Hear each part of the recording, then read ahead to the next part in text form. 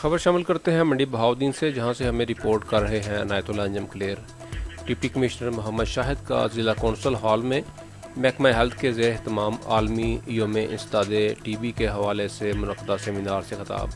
अफसरान और मुलाजमीन में तारीफ़ी सर्टिफिकेट तक़सीम किए, आगाही बाग भी हुई। तफसीलात के मुताबिक डिप्टी कमिश्नर मोहम्मद शाहिद ने ज़िला कौंसल हॉल मंडी बहाउद्दीन में महकमा सेहत के ज़ेर एहतमाम आलमी योम इंसदाद टीबी के हवाले से मुनक़दा सेमिनार से खिताब करते हुए कहा कि टीबी 100% काबिल इलाज मर्ज़ है और मरीज़ के बर वक्त इलाज मुआवजा और दरमियान में वक़फ़ा किए बगैर बाकायदगी से अद्वियात का कोर्स मुकम्मल करने पर इस बीमारी से छुटकारा मुमकिन है। डिप्टी कमिश्नर ने कहा कि पंजाब हुकूमत ने टीबी के मर्ज़ के ख़ात्मा के लिए अरबों रुपए की अद्वियात और इलाज मुआवजा की मुफ्त सहूलियात फराहम कर रखी हैं और इस प्रोग्राम में तमाम सरकारी हस्पतालों के अलावा प्राइवेट हस्पतालों, क्लिनिक्स और डॉक्टरों को भी शामिल कर रखा है ताकि इस मर्ज़ में मुब्तला मरीज़ों को